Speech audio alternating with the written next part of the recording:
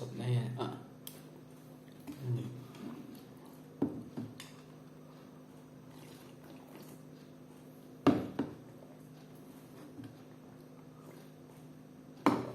Phiên tết xuân này mấy mẹ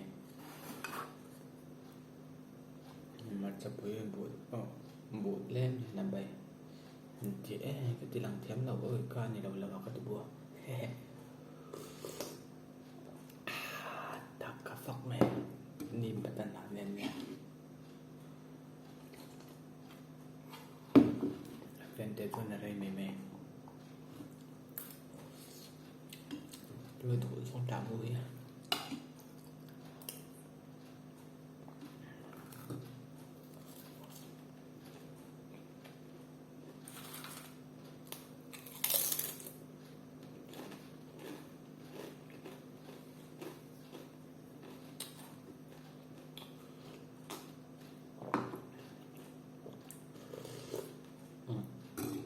tôi nói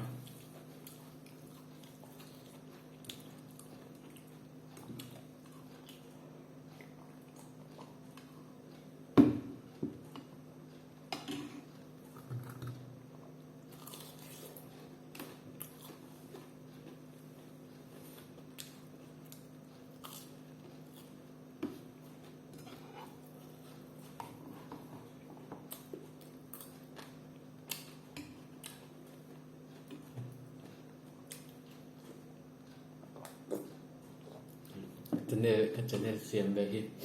content mu mal po chung lên trên nguồn lim na anh em cái mẹ cái giúp mà trong tuổi này video là phải sim thì anh muốn chết về là thế sẽ video đầu qua và bị đỡ bằng chỉ hay anh em cho bằng cho nên để tụi ống đầu nền lockdown lại lockdown là anh này sọc cái nền tiền cho nên là video về hẳn là hẳn edit lấy hẳn để về lên nổm về cho bằng cho nên channel đây cái xiêm về mà hay dẫn in ngọt để bộ chẳng video hầu mấy mẹ anh là ta chẳng phải mukbang gõ rồi không hành là có hành tiệm bay lên đùa mà bằng cho nè tiệm về mấy bên này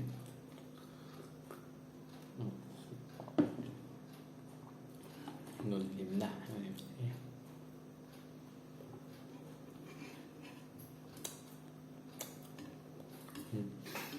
cookies đẹp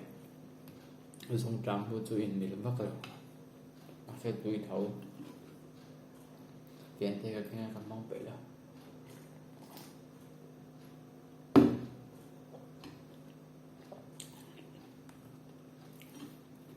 chỉ cần là cái sự tùy cái gì có hem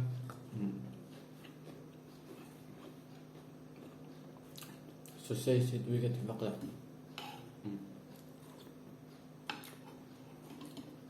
chậm vui nằm đi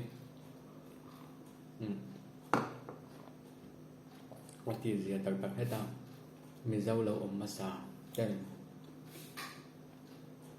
ăn chiên kinh sáng này cho kem pa suai ăn chiên ta chuẩn ăn thì tổ là ống rèn anh này tôi chuẩn trên mình dâu có biết thì hiện cần y thì dễ là mà mình dâu cho mẹ ngay vắt là ôm thì hàng cần y thế rất là tự thôn ngay là bên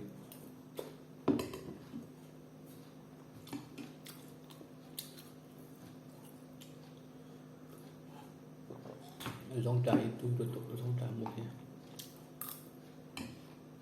có xỉa mà này một từ về đâu giống trái mua cái chip in đen thì bằng á phần cho mình dọa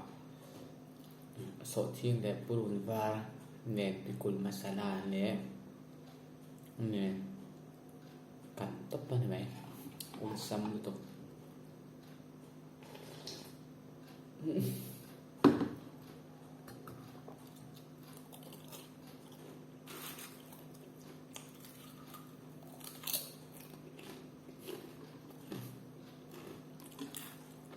my spicy noodles si ka mukbang tama kaya may tapos ni ngam laba kasaka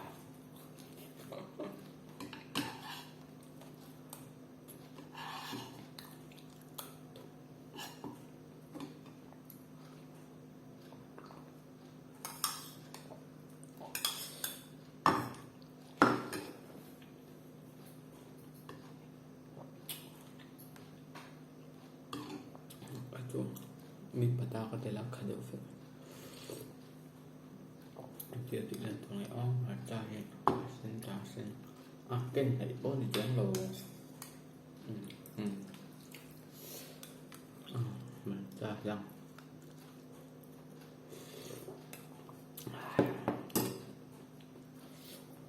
tươi cái tục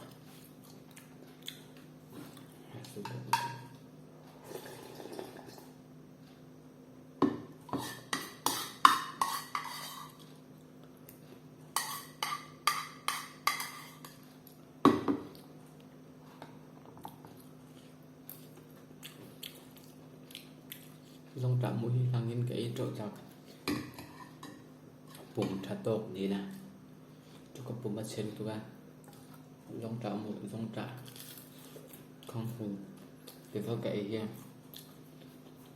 nghe là tôi lên tên này mày cho bạn cái nem ngắm bắt là bụng trà ớt cho nên làm chân ấy tròn quỷ cái đủ luôn thôi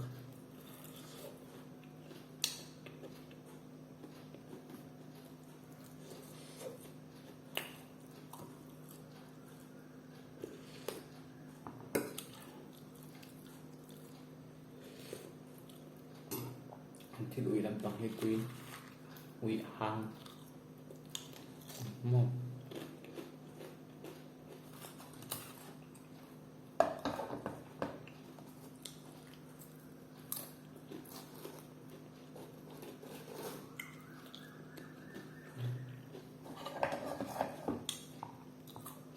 dòng trà mua để chips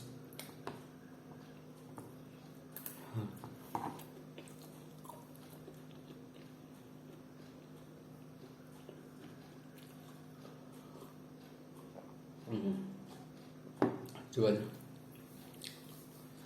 ba bay về tiếng miệng em trăng em về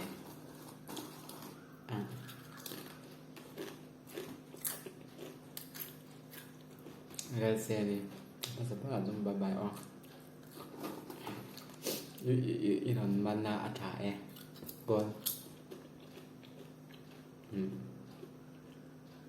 một tế bơi phá bà Joshua cái lâu có bên phe riêng cho nên là em về riêng vui ngọc lâu không nợ cái lâu không những cái hàng chân cho đều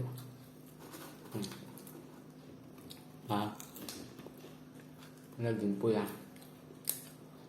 bà bái vẽ nghe không á nó dùng bùi hết nó đòn quán lẽ nó xấu tao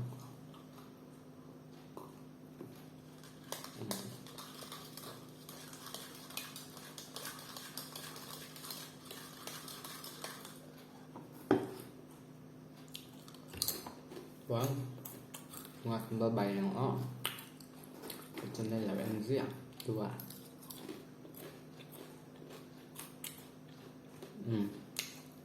là sẽ té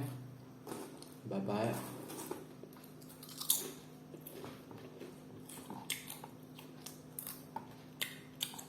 con cá muối tôi mình lọc tắc tắc này đâu tuy ra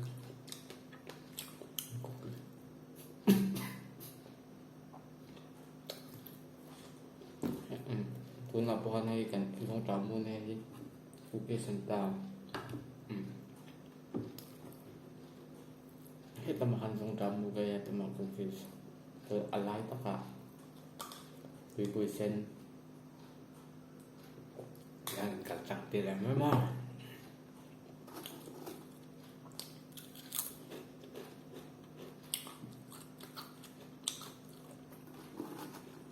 Luto to doon video say doon ito em cuồng vậy là bằng well mình đâu like mình đâu share tụi ta mình đâu subscribe tụi ta thiếu túi tập hồi nãy đầu mấy ra dần lại riltam lại chân hè thương lại ở phúc thì lòng này chưa cho mà dân hầu làm mấy mê còn nên thì tu thì rồi thì bè nhắn mấy được xem sấy hầu thèm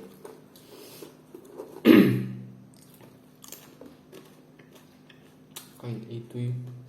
phía nào trên anh đặt cho mấy số mai đó thì tùy tuy của anh bye bye luôn.